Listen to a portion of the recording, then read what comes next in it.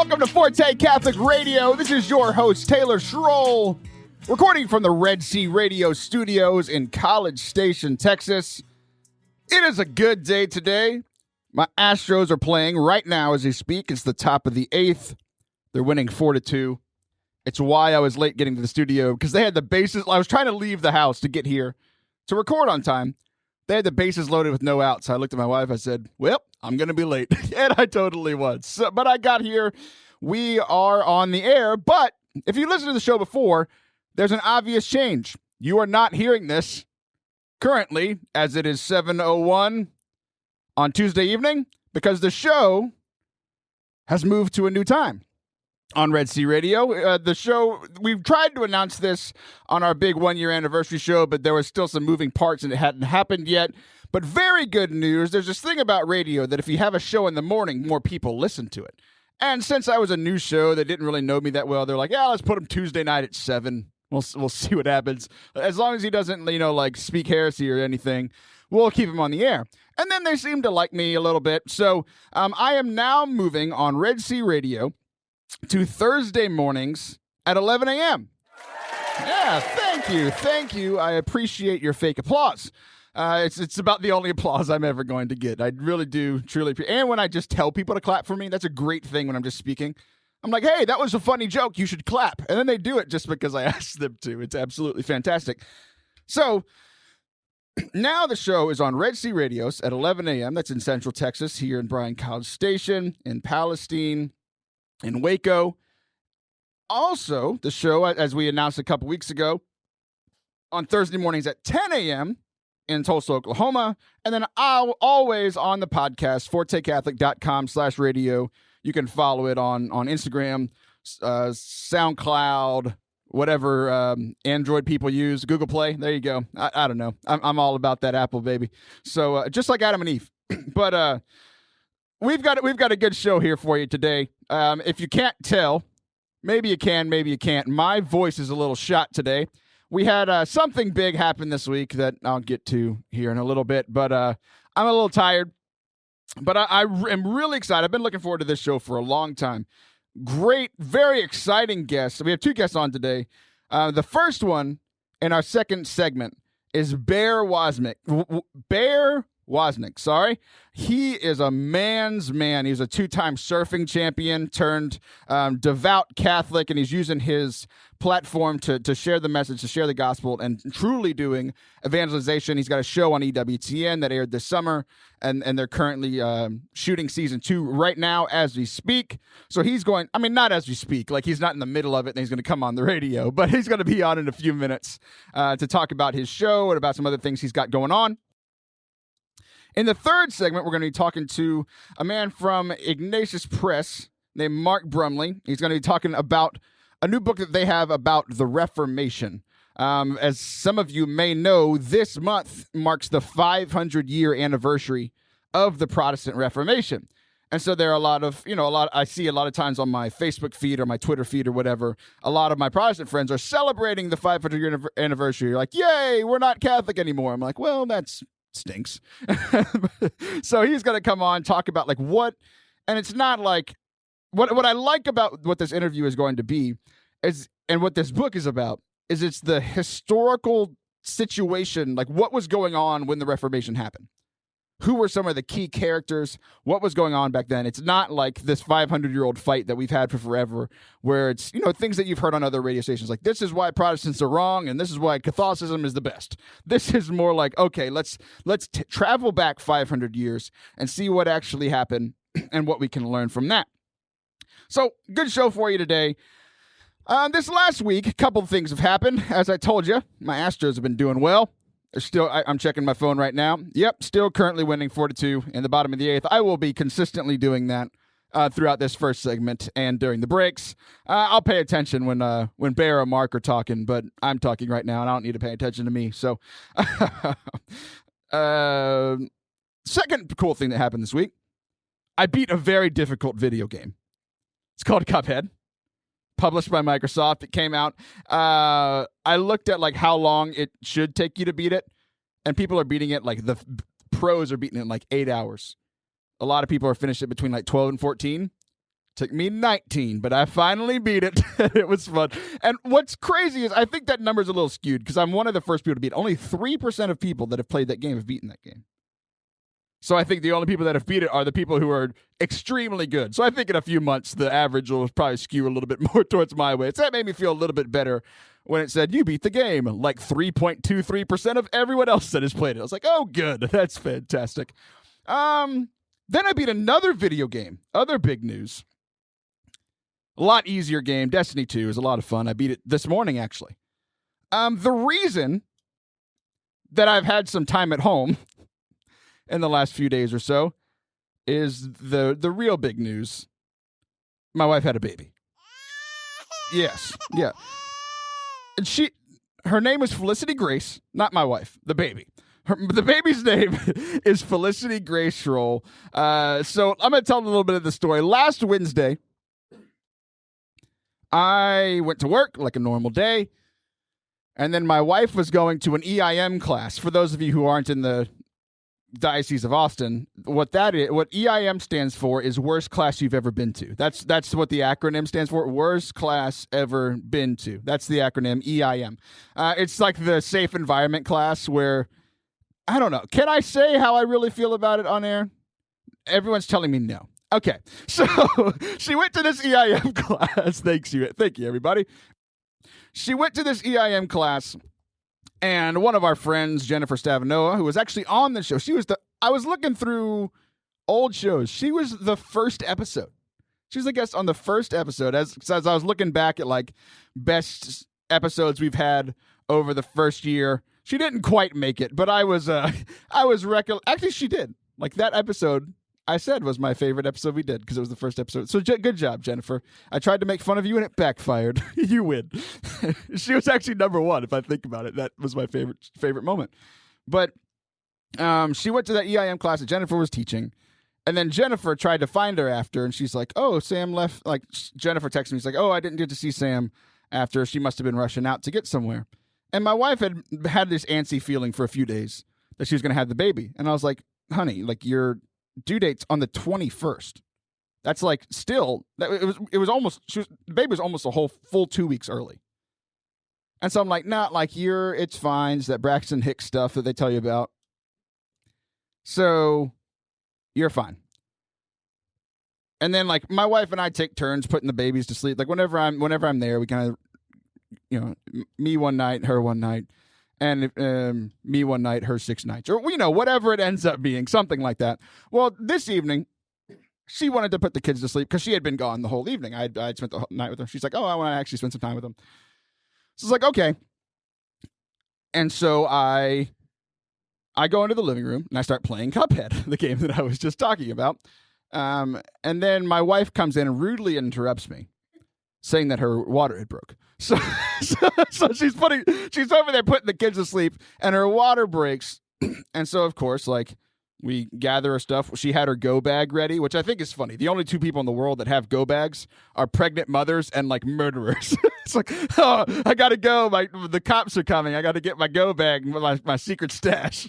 But her secret stash had like baby clothes and all that kind of stuff in it. So we drive to the hospital. Well, first we call our neighbors. Our neighbors come. They had been on call like the whole month. They come over to watch the kids. And so we go to the hospital. We get checked in. She's in labor, but it's like fine. There's nothing really happening yet. I mean, at least for me, she's in contractions and stuff. Like, sure, she would tell the story differently, but we all know. Like, what I mean is that it's not coming very quickly. So I call the house, and I'm talking to my neighbors, and they're like, I was like, "What time are y'all planning on leaving in the morning?" Like, my mom can come, but she's not gonna make it till like tomorrow morning. And they were like, "Well, we were planning on leaving at 5 a.m. I'm like, "Well, dang, like, I don't know if we're gonna have the baby by then. Like, you never know with these things." So I start racking my brain. I'm like, "Oh, who am I gonna call?" It's like Sam, my producer. I'm like, "Well, she has school tomorrow. I can't call her." And I was like, "Well, everybody else is working. I'll call Lydia," because I was like, Lydia's not in school and she doesn't seem stressed out. So I was like, "Hey, Lydia, can you come watch spend the night at my house while I'm not there?" and just sleep there while my kids are asleep? And she's like, that's a weird request. And I'm like, yes, it is. She's like, sure, I'll be right over. So she goes, relieves the neighbors, and then all while this is happening, my wife's still in labor, right? And we're in the hospital. I'm calling all these people, and then my mom says, "Oh, your sister's on her way." This is at like 10 in the morning or 10 at night, and I'm like, "Oh, okay." I think it was even later than that. It was later than that. It was like midnight that they decided to come. So my sister, her boyfriend works night, so he had just woken up. It's like, this is midnight. He had just woken up a few hours earlier. He's like, "I'm wide awake. I'll drive you up there." So he drives my sister up 2.5 hours from where they live. They get there like 2:30 in the morning. And at this point, like my wife's like in labor, like it's coming quick. Right. And my poor wife, this is her hardest labor by far. And this will kind of tell you how good of a person I am. She had a doula, which is like essentially what the doula does is everything the husband's supposed to do. So I'm just like, whatever. Like she knows all. Like I know nothing. If you've heard the story before, we delivered our second baby in the car. So I'm like, I think I'm done forever now. Like I was the doctor once, so I don't have to do anything for the rest of them, right? It's like, no, that's not the case. We'll just hire someone. We'll just use the money you make it work to pay them to do the things that you're supposed to do. Because I have no idea. They're like, she's having contractions, like push on her back. I'm like, how hard's too hard? I don't want to break her, anyway. So we just hired somebody to do that. At this point, it's 3 a.m. I was tired when I woke up that morning. And my wife, she has like this calming music on, it's like this Spotify, like it's called, I forget what it's called, deep relaxation or something. So it's 3:00 in the morning. The doula's doing all the work. And I'm sitting there on the couch listening to this deep relaxation thing, and then I wake up 30 minutes later. I'm like, oh, crap, I fell asleep. So in the middle of this labor, I'm asleep. Long story short, my wife is a trooper, 8 hours of labor. Baby comes out. We don't have a name for the baby.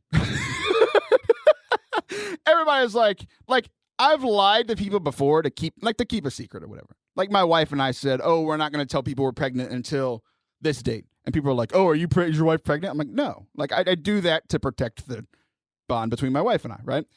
So I've done that enough times that people are like crying wolf now. It's like, oh, yeah. Y'all have decided a name. You're just not telling us. I'm like, no. Like my mom called me like while she's in labor. She goes, what's the baby's name? I said, I don't know. And the way she responded, I think she thought I was lying to her. And she might still think I was lying to her. She's probably listening to this on the podcast. Mom, I wasn't lying to you. I really didn't know. It made it look even more like I was lying to you because about 3 hours later, we had a name. The baby was born. I'm like, Felicity Grace, as I was falling asleep, actually. My wife had suggested the name Felicity. Like she wanted like Felicity and Felicity Perpetua. It's like two saints that like died together at the beginning of the world or something. Not the beginning of the world, but the beginning of Christianity, like the 100. At the beginning of the world, there were Christians. She wanted the name Felicity Perpetua. I was like, we can't give her like two weird names. Like that's just mean like as the person that makes fun of people, I just can't allow that. So she wanted the name Felicity because of the Saint Felicity. And like literally all we know about this saint is that she was a martyr and that she was revered as a saint all throughout the early times, right? Or in the early church. I looked up like what the word felicity means. And it means like pure, unadulterated joy. Like just, you can't hold it back. I'm like, oh, make Catholicism fun again. We're going to name this baby after my radio show. So her name, but like it's partially a joke. Every joke has some truth to it. But like, I love that just about the gospel, the joy of the gospel, right? And then grace, we all know, is like unmerited gift, unmerited favor. So it's like, if this girl can live up to her name, she's going to have a great life.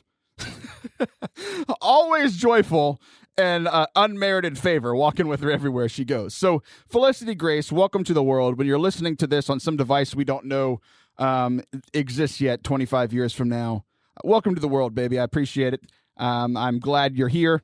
I know your mom's glad that you're here. I was sitting with my wife yesterday, and she was like, it's really good. I lost 15 pounds this week. She went to the doctor today. But here's what I kind of want to talk about in the last 2 minutes of this segment in regards to having babies. And because we learn things from having kids about our faith. And I know for me, there's one thing that like I've had it before, and I've only talked to like one or two people about it because it's weird. It's kind of an odd thing to say. But I'm going to say it anyway, kind of put myself out there. There's something similar, for me at least, with the relationship that I've had with my kids in the first year of them being born, as with my relationship with God. And it was very, very odd because I didn't really realize what happened until we had our second baby. For the first year or so, I had no relationship with my children. They see my face, I see them, I can hold them, I can change their diapers. But like my wife nurses, so like anytime she's crying, like she wants mama. And it's kind of a weird thing. It's like I want to help as much as I can, but there's only so much that I can do to help, especially in the first year. And like babies don't talk at that age. It's really hard to have a relationship, right? So I have this deep parental love for this baby, but there's really no true depth to it. There's no relationship there other than like I made you, right? And I feel like this. I look at like how my relationship with my children has grown. Christopher's now 4.5. Maggie's now 2.5. And now like I have this amazing relationship with them. I love them so much more than I did in that first year because now I truly have a relationship with them. And I think about like our relationship with God and how often it's like, yeah, I love God.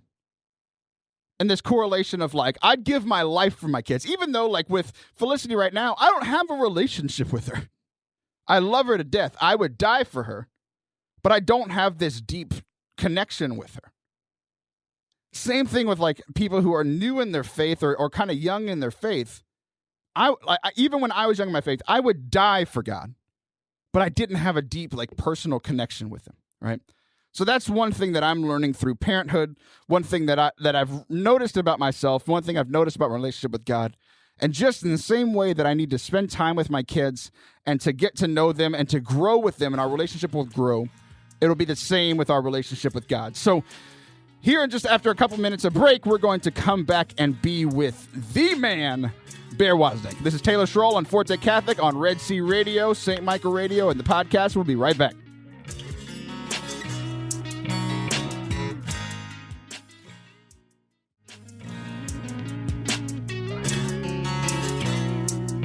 Welcome back to Forte Catholic. This is your host, Taylor Schroll. We are here at our second segment of the day. I'm so excited for this interview. It's a man that I've been looking forward to talking to and getting to know for quite some time now, Mr. Bear Woznick. Bear, how are you this evening, sir? Aloha. Well, I'm glad to be on your show, Taylor. Yeah, I'm really glad to have you on. A couple of months ago, I heard you on the Catholic Man show. Those guys are a trip, and your interview on there was entertaining, and there was one point where you absolutely floored me. You said, if you are a Christian and you're not praying for 60 minutes a day, you are a poser. And I am a Christian. I was not praying for 60 minutes a day. Therefore, I was a poser listening to this Catholic podcast. So my prayer, I took that very seriously, and my prayer life jumped up dramatically in that last month. So thank you for sharing that with me. I really do appreciate it. I mean, isn't that cool? Once you man up enough to do, if you're just praying 10 minutes a day or 20 minutes a day, that is really hard to do. It really is. But once you get over that 30-minute mark, it's like you just want to keep praying. And beyond that, it's like you can hardly wait to spend time with the Lord. And you find yourself kind of praying throughout the day. I was just with Monsignor Gino. I was at the Vatican last week, and he is in charge of the new evangelization in the English-speaking world. And he was asking me, what's your program for evangelization? And I just said, spending an hour every day with the Lord in prayer. Because that's where we get our marching orders. That's where we get our power, right? Otherwise, we're just going on our own strength. Yeah, absolutely. I remember a quote from Mother Teresa. I think we talked about it on the show a few weeks ago, where somebody asked her, like, aren't you too busy to pray? And she said, I'm too busy not to pray. She started every one of her days with at least an hour of prayer and adoration in the morning before she went and spent 17, 18 hours doing the ministry that she did. So we're going to talk about we're going to talk about the ministry that you do. But first, I just want people to understand who you are and that you are a big deal. It's a great thing to have you on the show tonight. Who are you? What's your past, and kind of lead into what you're doing now? Gee, that's tough. That's really tough. First of all, I'm a very humble guy, so don't be for the next 3 minutes. Actually, I'm a world champion tandem surfer, and most people don't know what that is. But I lift a woman over my head in very extreme and acrobatic lifts while we're surfing. And I'm a bit of an adventurer. I'm a second-degree ninja black belt, and I've pedaled my bicycle across the United States. I've done the most extreme thing I ever did was paddle my surfboard across the very treacherous Molokai Channel. It's about a 30-mile paddle between those two islands. And I've run with the bulls in Pamplona and skydive. I'm a pilot, and I don't know, it just kind of goes on like that. If you live long enough, you get to do a lot of stuff. I will even if I live a long time, I will never be a black belt. I will never be a 2-time world champion at anything. I will never ride my bicycle across the United States. I'm too chubby. I will never paddle a surfboard. So I think it's not just because you've lived a while. I think it's because you're an awesome man and you're fearless. Well, what we say in our apostolate is that the most radical thing you can do in life is abandon yourself to the wild adventure of God's will. And although all those things are adventurous, there's nothing more adventurous than getting up in the morning, praying, and then living every day asking God to order every step, and to see God move in your life, to see God challenging you, to see brick walls kind of melt before you as you walk towards them. And you do that Mother Angelica sort of thing where you just try to obey the Lord and get ready for an adventure. I mean, he's the God that created quasars and black holes and the wild ocean. Don't expect, if you abandon yourself to God's will, that you're not going to have to be bold.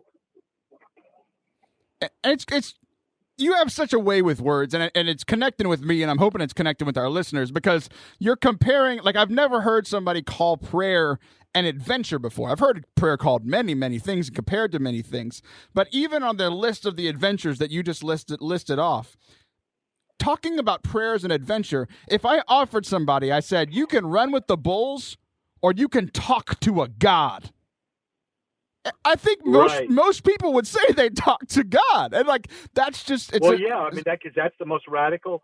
Can you imagine you get to talk with God?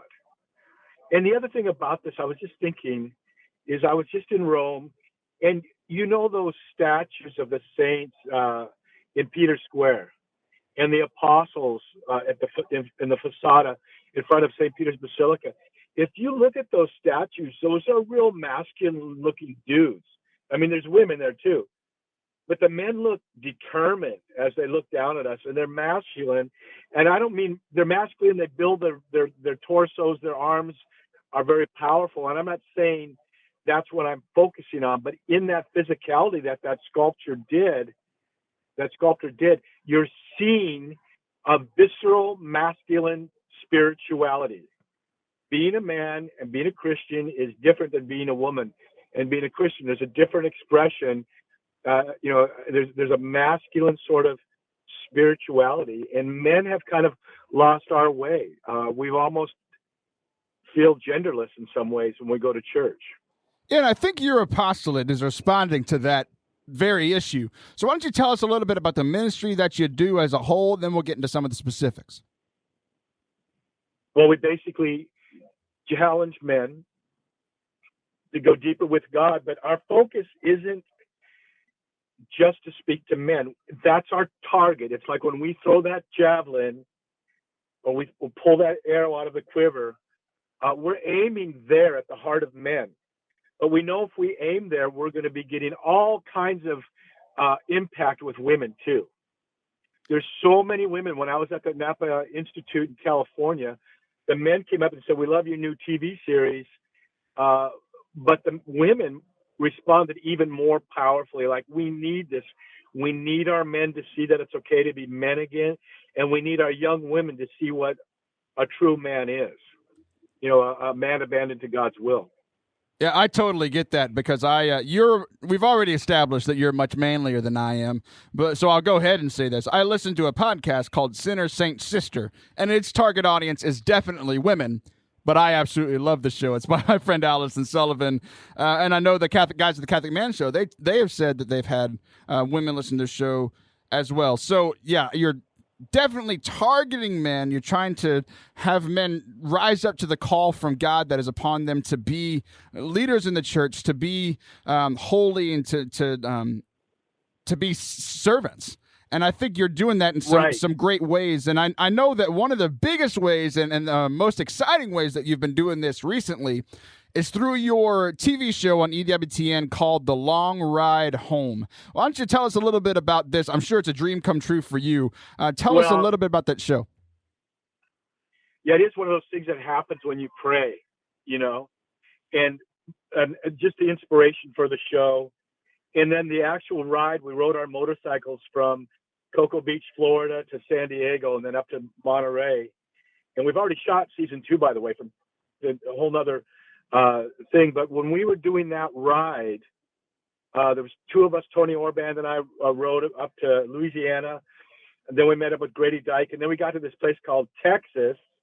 I've heard of it. And we had we had Father Mark Goring and Jay Flunker and several other men join up with us. Oh, I didn't know Father Mark came. I love Father Mark. I've done a lot of stuff at the Charismatic Center where he's the pastor. I love that guy. Absolutely. He came to my surfing retreat about 3 or 4 years ago, and we've hooked up ever since. We're basically doing my bicycle ride when I bicycled from San Diego to Jacksonville. We're doing it in reverse, hence the long ride home. But we have so many amazing experiences where God gave us access to people, or we did certain things. And we really found that when we went into the Big Bend area of Texas, you don't go there. You don't pass through the Big Bend. You go there on purpose. You got to really want to go there. And as you go there, the road gets narrower and narrower and narrower. And it's kind of like that, our path through life. You have to really want to go to heaven. And the road is narrow. And when we went in there, we really felt that we were doing spiritual warfare in the desert, like the monks of the desert of North Africa, like Jesus did when he went into the desert, like John the Baptist did before him, like Moses did before him. We went into the desert and we went into spiritual battle to break down this false image of men, the fact that men are not needed anymore, that they're just basically a joke. And I think some real spiritual battle took place, and there was a breakthrough there. And you see that evidenced in the men. So as y'all are driving along, y'all are on these Harleys. I've just tried to picture this, like these manly men driving across in Harleys. And I was listening to something about the show, and I loved one of the promos, and it was like, if you see these guys drive up on Harleys to a gas station, you don't think they're bringing the gospel, and then they surprise you and they bring the gospel. So what? Dude, go ahead. No, go ahead, please. Well, we rode down to the area of Houston where the sex trafficking is so bad, and where there was many, many brothels. And we showed up in our biker vests, and we were with Father Mark and his church, carrying the cross and praying the rosary in front of one brothel at a time. And you see these gnarly looking guys and praying the rosary. And, because you don't win that battle just by politics and just by being active. You win that kind of battle against pornography and that whole industry in spiritual warfare first. And for me, my weapon of choice, when you walk into my house, you see my ninja black belt hanging on the wall, and draped over that is my rosary Tom Sullivan made, the warrior rosary. To me, when I go to war, I pick up my rosary. That's beautiful, man. I've done some praying outside of abortion clinics, but I haven't done it around brothels. So that's one of the great things that happened along this drive in season 1 of The Long Ride Home. Came out on EWTN this summer. It's currently airing as well at 11 p.m. Yeah, and you Eastern. know what else? Yeah, what's up? Well, it's 6 p.m. Saturdays on EWTN now. Oh, good. The same time as my radio show. It's kind of funny, but people have to pick. The Armed Forces Network is showing it now too. No way. That's so cool. Yeah, and when we were in front of the brothels, the pimp came out, the enforcers came out, but we also saw one Asian woman wave out the door, and then she got pulled back in. But we know that we gave her hope, and she knew that we were standing with her. So when if you're a man and you go to these brothels and you pray, you're not going to be looking at pornography anymore, because you realize what a horrible situation these women are in. Yeah, geez Louise, how eye-opening is that? So what are some of the other things that y'all did on this drive? Well, one of the coolest things we did is we began with a handshake, a certain handshake where we grabbed each other's forearms and then pointed to the sky, because someone we knew said this was something they had done in their youth. And that developed as we got into Texas, went to Father Mark's church, and they yell out there, "Viva Cristo Rey," which is the cry of the Cristeros. When the Mexican revolutionaries would ride in on their horses, ride into the church and kill the priest, desecrate the altar, they would yell, "Viva la Revolution," and the Cristeros would yell back, "Viva Cristo Rey." And we're making that the cry of the men's movement in the church today, because men need to start taking the ridge line again. Men need to start ridge lining. Men need to start standing in the gap. And we have this one scene at the beginning of episode 6 where we're up in this high mesa, and I'm reading the Nicene Creed, the Apostles' Creed, and it's before sunrise, and you see our drone flying, and on each of the ridge lines, you'll see a man here and then another man there. One's reading the scripture, one is holding the cross, one's praying the rosary, and these men are ridgelined. And it's one thing on the desert, especially back in the day, you wouldn't ridgeline that way because it exposes you to danger. But it's time for men again to take the ridgeline and to be seen and to be heard. There's this big cop-out. I'm sure it upsets St. Francis very much, where people will say the story where he was going into a village and they were going to share the gospel, but only speak when necessary. Yeah, one of the most wrongly quoted quotes of all time. It's necessary to speak now. We need to stand in the gap, and we need to stand on the ridge lines, and we need to share the reason for our hope and stop being wimps, because we have to. There's people out there that need to hear the gospel, and we can bring them with us to heaven. Bear Woznick preaching up a storm again here on Forte Catholic. He's talking about his show, The Long Ride Home. Your ministries, Deep Adventure Ministries, you also have something new that you've been working on for some time, called the Bear's Man Cave. Why don't you we have a couple minutes left. Why don't you tell people a little bit about Bear's Man Cave? Those guys from the Catholic Man Show kind of inspired it. And what we do is people go to my website, bearwoznick.com. It's WOZNICK, bearwoznick.com. And they can join our men's only Facebook group. And they have to go to my website to join. It's a $10 a month membership fee. And they get either a whiskey tumbler or a beer mug or a coffee mug for becoming a member. And then we post the coolest stuff. These men will share. Like, I'm going to tell you the truth. We had one guy on the show. I almost hate to say it. We've had more than one. We've had dozens where men will go, "You know what? My wife's leaving me." And I look at them and I go, "Dude, you're 80 pounds overweight. Lose it." So instead of talking about, are you praying enough? I'm talking about get on a low carb eating regimen and get healthy. If you're going to be a warrior for the Lord, be a warrior for the Lord. If you want to show self-mastery in your life, the virtue of self-mastery, control that first. And so we're seeing men losing weight. We're seeing men sharing, challenges with their children, other areas of their life that are more private in this Facebook group.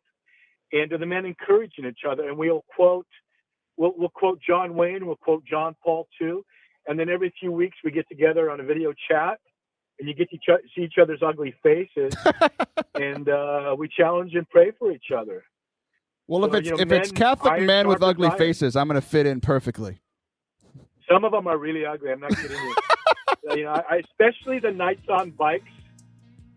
Man, those guys, those bikers, they look like ZZ Top, with a long beard. I'm sure it's quite a scene. Well, guys, check it out. Go to bearwoznick.com, deepadventureministries.com. Bear, thanks so much for spending some time with us.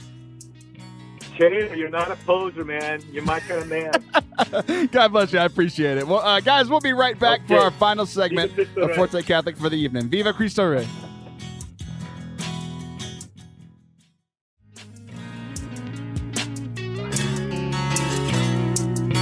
Welcome back to Forte Catholic. It is our final segment of the day. I want to thank Bear Woznick again for coming on the show. And we've got back-to-back guests here on Forte Catholic this evening. I am now joined by Mark Brumley, the President of the United States of America. I'm just kidding. That's wishful thinking. The President of Ignatius Press. Mark, how are you doing this evening, sir? I'm doing fine. That might be wishful thinking for you, but it's not so wishful for me. You don't want me to put that on you. I recant. I take it back. How's that? Great. So, how do you become the president of Ignatius Press? Ignatius Press, are y'all the biggest or second biggest Catholic publisher in the world? Something like that? Well, certainly not in the world. In the U.S.? I don't know how we compare in the United States, but we're one of the largest Catholic publishing companies. If by largest you mean publishing lots of books. We publish 40 to 60 books, new titles a year, and keep a fairly hefty load of reprints and textbooks and that in the production stream. So we're large in that sense, but we're fairly close, tight-knit, Catholic family-oriented group. Gotcha. So you do a lot of work with a little bit of people. So y'all are quite prolific. People ask me how many people work at Ignatius Press, and I often say twice as many as at the Vatican. And, of course, people are very surprised by that. And I explain that many years ago, Pope St. John the 23rd was asked how many worked at the Vatican, and he said about half. And so since everybody at Ignatius Press works, twice as many people work here as at the Vatican. That's a great joke. You should publish that in one of your books. That's hilarious. So speaking of your books, we're here to talk about one of the books that you guys have published called The Characters of the Reformation. So why did you guys think that would be a good book to share at this time?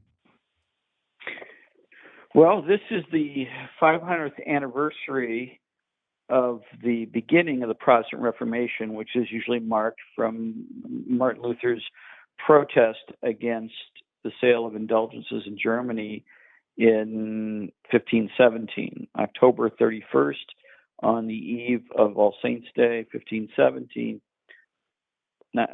Luther issued his so-called 95 Theses. So we are revisiting the topic of the Reformation from a number of perspectives.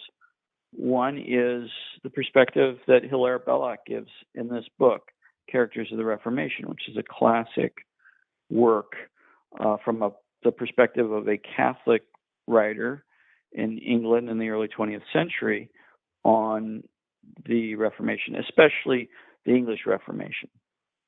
And I get emails all the time. It's like, hey, this book's coming out, or this person wants to talk. And I kind of sift through them. The reason that this one stuck out to me is so often, and it's like great things like apologetics, like people on Catholic Answers, or even a lot of books that I'm sure you guys publish are like, this is why Catholicism is the fullness of the truth. And a lot of times in opposition to the Protestant Reformation and Protestantism. Like that's fine, but this seems like it's something different. That it's more like let's look back and find out like what actually happened. Because I know a lot of Catholics, we know this. Like I have reasons why I'm Catholic and not non-denominational or Baptist or whatever.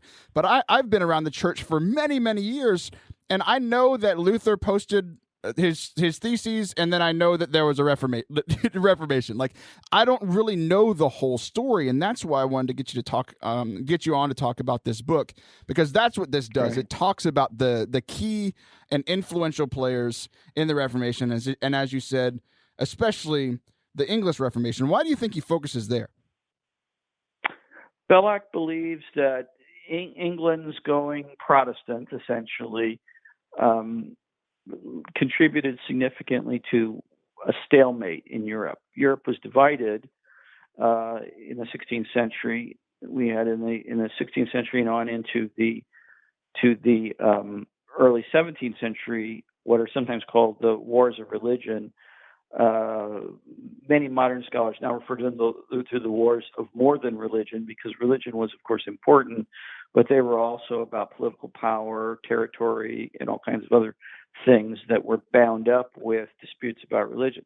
So you got a divided Europe, and in Belloc's view, and a number of historians would agree with him, if England had not gone Protestant, if England had remained a Catholic country, probably the balance in the struggle between Catholic and Protestant states in Europe in the late 16th century, early 17th century would have gone in the Catholic direction.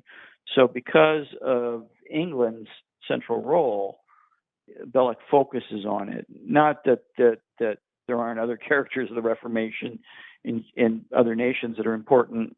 Germany, or what was the precursor to Germany, the Holy Roman Empire, and various German states, France, of course, and Spain.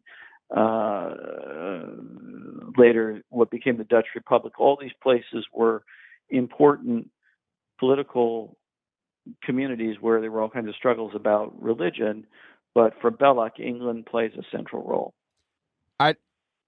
Anytime anybody brings up the Holy Roman Empire, I just have to laugh, because I was in a scripture class in college, and somebody said, "Well, it wasn't holy, it wasn't Roman." And it wasn't an empire. So that's why they broke up, because they had no idea who they were. So before we go any further... Wait, that's true. Not much of an empire. Why don't you just... who is this Belloc guy? Like, who is he? Why is he important? And why was this such a big issue for him? Well, Belloc was an important Catholic writer in the early part of the 20th century. He was an Anglo-Frenchman. He had... an English mother and a French father, and he was an interesting social commentator. He was at one point a member of Parliament. He was a very noted controversialist, we would say journalist today. He would get in debates with some of the prominent secular figures of his day, George Bernard Shaw, H.G. Wells, people like that.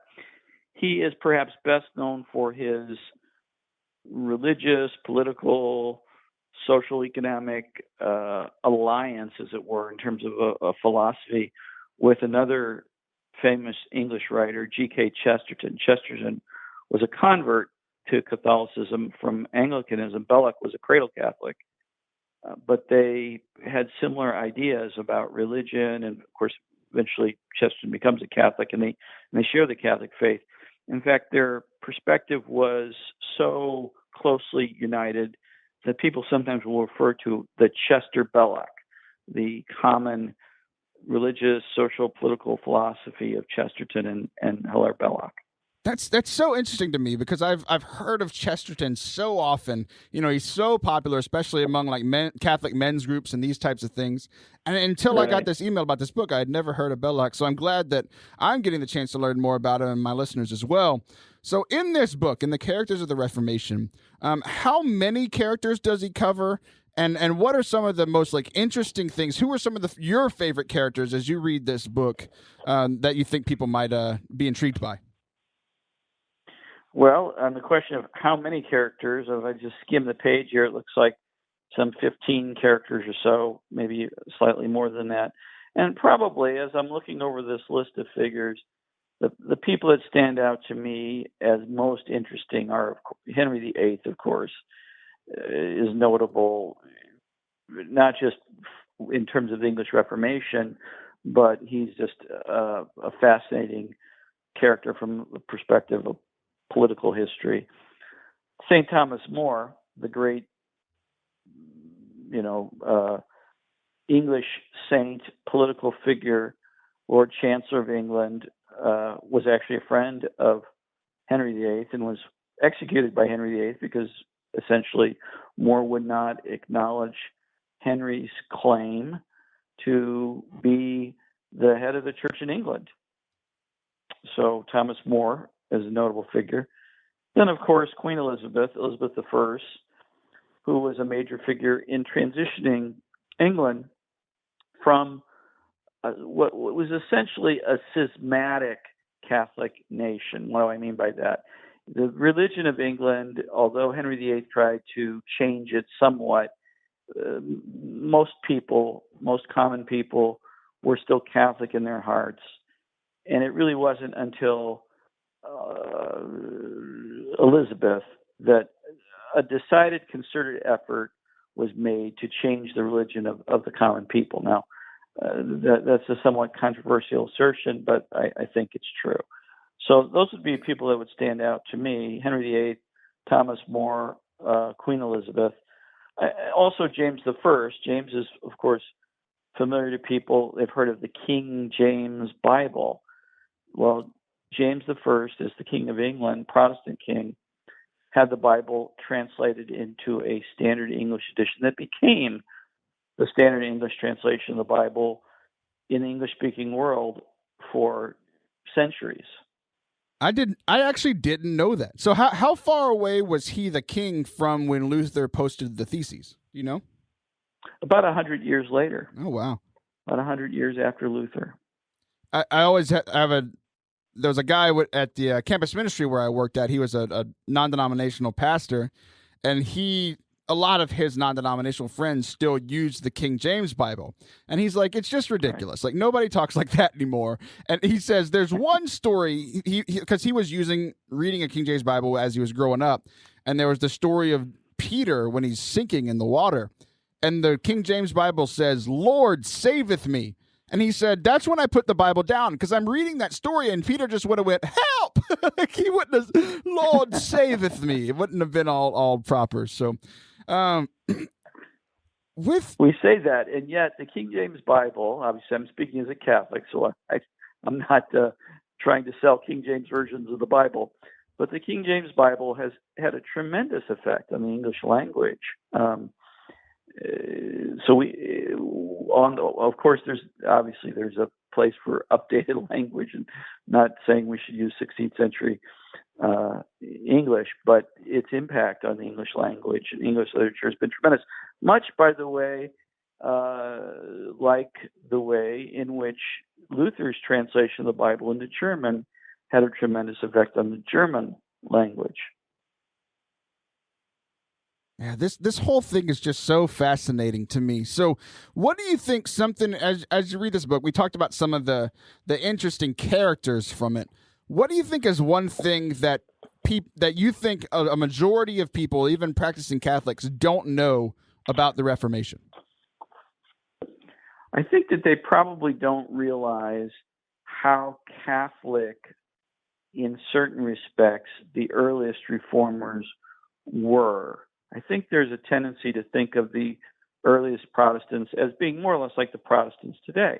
So it shocks people to learn that, for example, Luther and Zwingli, another early Protestant reformer, and even Calvin to some degree, believed in a number of things regarding Our Lady that people today would say Catholics don't believe in.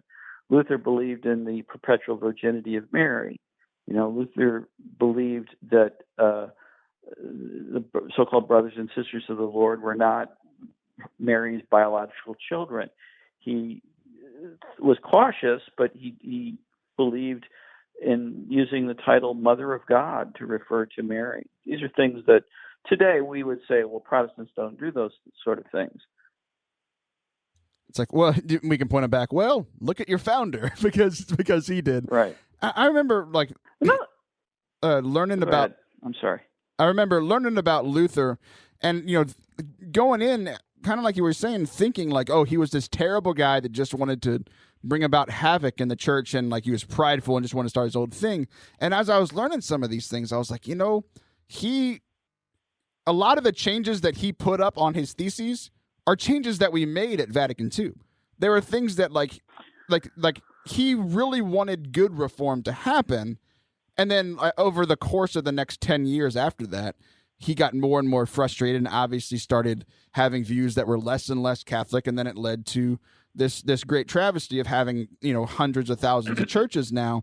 But he started off from a good place. I just think it's so very interesting. And how I look at myself, it's like, okay, if I'm doing something and I think the church is moving slow on something, am I going to be impatient to the point that he was and just leave the church and try to do something different? Or am I going to be patient and wait on the Lord and wait on the church and trust that the Holy Spirit is guiding his church? It's a very interesting thing learning about these characters. It's like, what would you do in that situation? And being able to learn from their right moves and be able to learn from their mistakes to move forward and hopefully do the best that we can. Well, it's an interesting point. And again, talking about misconceptions Catholics have, there's a tendency for us to see, well, the Reformation, that's a Protestant thing.